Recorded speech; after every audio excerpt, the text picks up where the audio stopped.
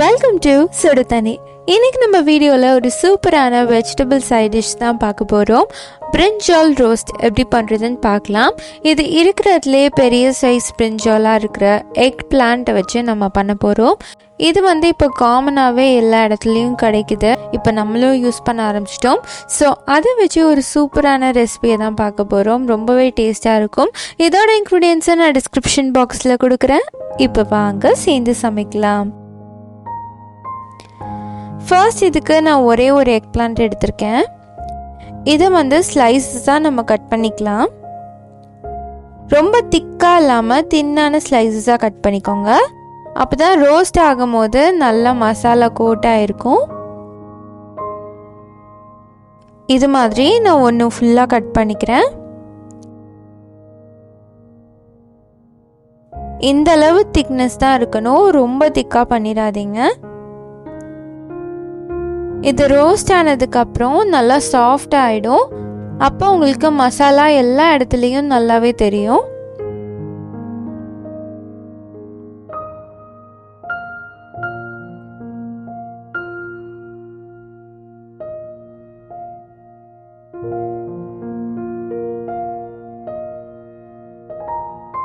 இப்போ இது ரெடியாக இருக்குது. இது இருக்கட்டும்.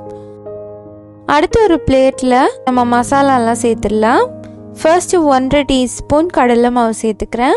அதோட 1/2 டீஸ்பூன் மிளகாய் தூள், 1/4 டீஸ்பூன் மஞ்சள் தூள், 1/2 டீஸ்பூன் கரம் மசாலா, 1/2 டீஸ்பூன் சீரகத்தூள், 1/2 டீஸ்பூன் மல்லித்தூள், 1/2 டீஸ்பூனுக்கும் கொஞ்சம் கம்மியாக உப்பு சேர்த்துக்கிறேன். கூடவே 1/2 டீஸ்பூன் இஞ்சி பூண்டு விழுது. நான் ஒரே ஒரு பீஸ் தான் எடுத்துருக்கனால கொஞ்சமாக தான் மசாலா செய்கிறேன். இப்போது இது நல்லா மிக்ஸ் பண்ணிக்கலாம். கொஞ்சம் கொஞ்சமாக தண்ணி தெளித்து நல்லா திக்கான பேஸ்ட்டாக இதை ரெடி பண்ணிக்கோங்க. அப்போ தான் ரோஸ்ட் பண்ணும் போது ஓடாமல் இருக்கும். மசாலா நல்லா ஸ்டே ஆனால் தான் உங்களுக்கு ரோஸ்ட் பண்ணும் போதும் அந்த மசாலா நல்லா ஃப்ரை ஆகும். இல்லாட்டி எல்லாமே தவாலேயே போயிடும். உங்களுக்கு வெஜிடபிள் எதுவுமே இருக்காது. நல்லா இந்த மாதிரி திக்காக ரெடி பண்ணிக்கோங்க. இப்போ நம்ம ஒவ்வொரு ஸ்லைஸஸாக எடுத்து நல்லா கோட் பண்ணிக்கலாம்.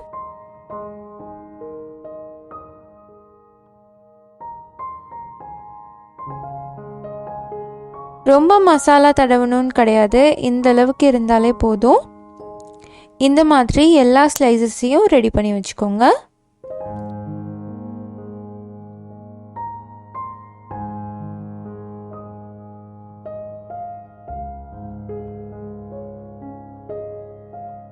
அடுத்து நம்ம தவாவில் ஃப்ரை பண்ணிடலாம். ஒரு பேன் இல்லாட்டி தவா எடுத்துட்டு அதில் கொஞ்சமாக ஆயில் சேர்த்துக்கோங்க. இப்போ நம்மளோட வெஜிடபிள் ஸ்லைசஸை ஒன்று ஒன்றா சேர்த்துடலாம். அடுப்பை லோ ஃப்ளேம்லேயே வச்சுட்டு நம்ம இதை ரோஸ்ட் பண்ண போகிறோம். லோ ஃப்ளேமில் இருந்தால் தான் கருகாமல் நல்லா சாஃப்டாக வர வரைக்கும் ரோஸ்ட் ஆகும். அதுதான் டேஸ்ட்டும் கூட.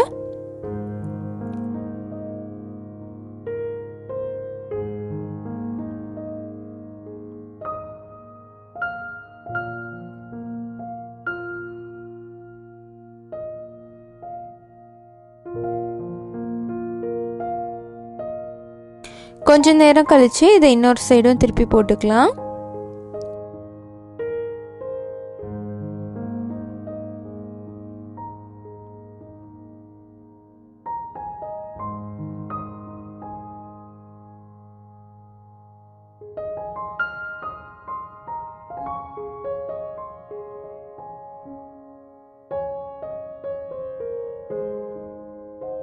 இதில் கொஞ்சமாக நான் கருவேப்பிலையும் சேர்த்துக்கிறேன். வாசமாக நல்லாயிருக்கும், அதுக்காக.